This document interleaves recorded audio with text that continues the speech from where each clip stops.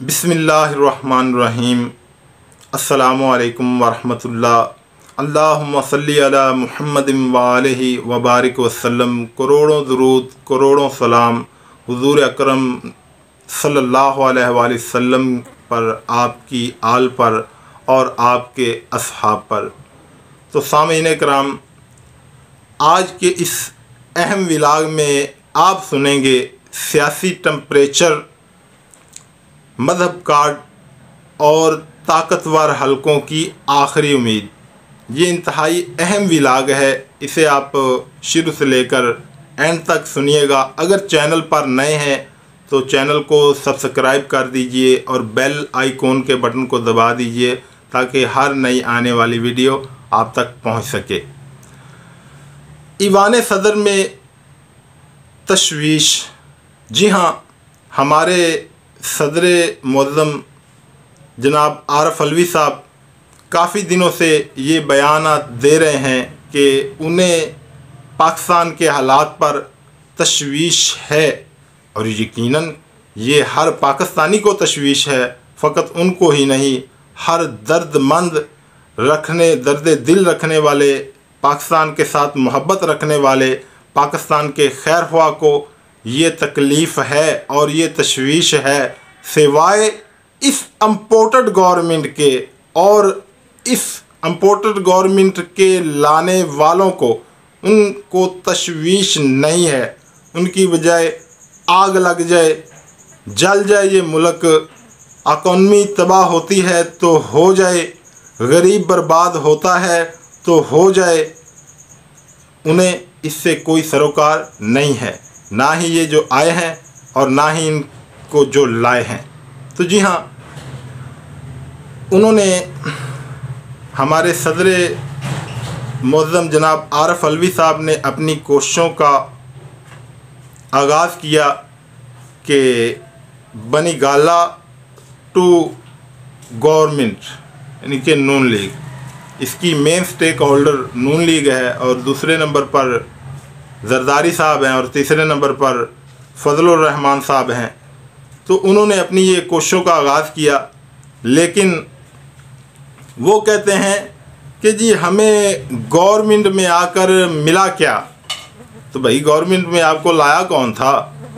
क्या इमरान खान ने आपको टांगों से खींचकर, बाजुओं से पकड़कर कुर्सी पर बिठा दिया था कि ये लें जी? वो तो बेचारा आखिरी दम तक, आखिरी दिन तक डटा रहा। वो वज़ीर आज़म हाउस के बाद वो बख्तरबंद गाड़ियाँ पहुँच गई, तो जो हुआ वो पाकिस्तानी अवाम के सामने है कि अभी जो है ना वोटिंग करवाएं वगैरह वगैरह। रात 12 बजे अदालतें खुली तो उसने तो आपको ईवाने जो है ना वज़ीर आज़म में दाखिल नहीं ना किया था।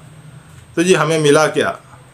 तो अब ये चाहते हैं कि हमें NRO दिया जाए, तब जो है ना हम ये क्या कि इलेक्शन करवाते हैं। क्योंकि हाल तो ये है कि इन्हें पता भी है कि ये इलेक्शन करवाने ही पड़ेंगे, लेकिन वो कहते हैं ना कि वो सप ने कोड़ किरली फाड़ ली सी। पंजाबी की मिसाल है कि सप ने कोड़ किरली फाड़ ली सी, ना खाधी जाती है तो ना सुटी जाती है। इलेक्शन तो करवाने ही पड़ेंगे, आज नहीं तो कल। लेकिन ये करवाते हैं तब भी मरते हैं, नहीं करवाते तब भी मरते हैं। इलेक्शन को आगे लेकर जाते हैं तब भी ये हारते हैं, 2/3 अक्सरियत से हारते हैं। बल्कि जितना आगे लेकर जाएंगे उतना ज़्यादा हारेंगे, और आज इलेक्शन करवाते तो फिर भी ये हारते हैं। इनके ये मुसीबत गले पड़ गई है कि इन्होंने हर सूरत में हारना ही हारना है। अब ये चाहते हैं कि चलो जो है ना हम उस पर कुछ ना कुछ रियायतें ले लें, जबकि इमरान खान शफाफियत पर बात करना चाहता है, ओवरसीज़ पाकिस्तानियों को वोट का हक़ देने पर बात करना चाहता है, वो इस्लाहात करना चाहता है, लेकिन वो इनकी ये बात नहीं मानना चाहता।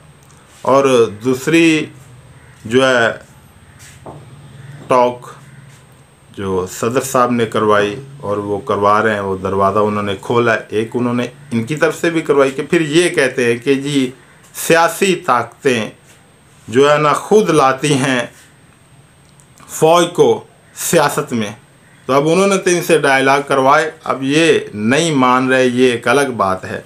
दूसरे डायलॉग अब हमारे ताकतवर अदारे की तरफ से बनीगाला टू रावलपिंडी, तो वहाँ से ठंडी हवा के झोंके हैं और इमरान खान साहब ने जो है ना अपनी वाज़ेह स्टेटमेंट दी कि वो नहीं चाहते कि ये लोग, चूँकि मसलतशुदा गवर्नमेंट है, ये मुंतखब गवर्नमेंट नहीं है, और यकीनन ऐसा है कि ये मुंतखब गवर्नमेंट नहीं है, अवाम की मुंतखब गवर्नमेंट नहीं है। ये तो तब इमरान खान को कहते थे कि जी ये लाया गया है जब वो अक्सरियत के साथ गवर्नमेंट में था। तो भाई अब आप जो आए हैं, जिस तरीके से आए हैं, अब तो कौम तो आपको मान ही नहीं रही। कौम का तो 10% तबका भी नहीं मान रहा। आज रेफरेंडम करवा लें मुल्क में, रेफरेंडम में भी ये होता है कि 50% से ज़्यादा तबका आपके साथ हो तो रेफरेंडम करवा ले, 10% तबका भी आपके साथ नहीं है तो आप मसलतशुदा हैं।